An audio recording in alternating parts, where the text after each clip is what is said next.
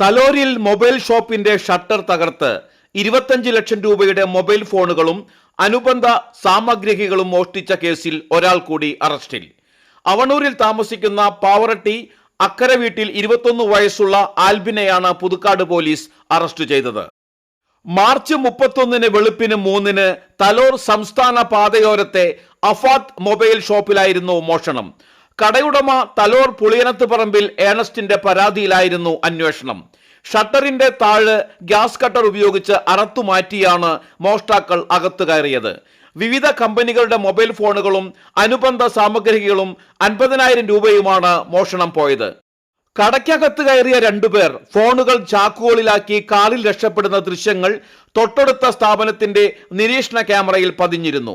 നഷ്ടപ്പെട്ട ഫോണുകളുടെ IMEI നമ്പറുകൾ കേന്ദ്രീകരിച്ച് നടത്തിയ അന്വേഷണത്തിലാണ് പ്രതികൾ കുടുങ്ങിയത്. ഇവർ ഇത്തരത്തിലുള്ള മോഷണം മുൻപും നടത്തിയതായി പോലീസ് പറയുന്നു.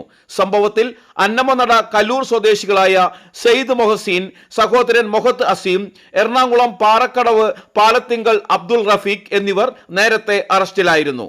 Puthukkad SI N Pradeep, additional SI Sudheesh, DANSAF crime squad അംഗങ്ങളായ Satheeshan Madappattil, Roy Paulose, PM Moosa, VU Siljo, AU Reji, MJ Binu, Shijo Thomas, Puthukkad station senior CPOമാരായ രജനീശൻ, ഷിനോജ് എന്നിവർ ചേർന്നാണ് പ്രതിയെ അറസ്റ്റ് ചെയ്തത്.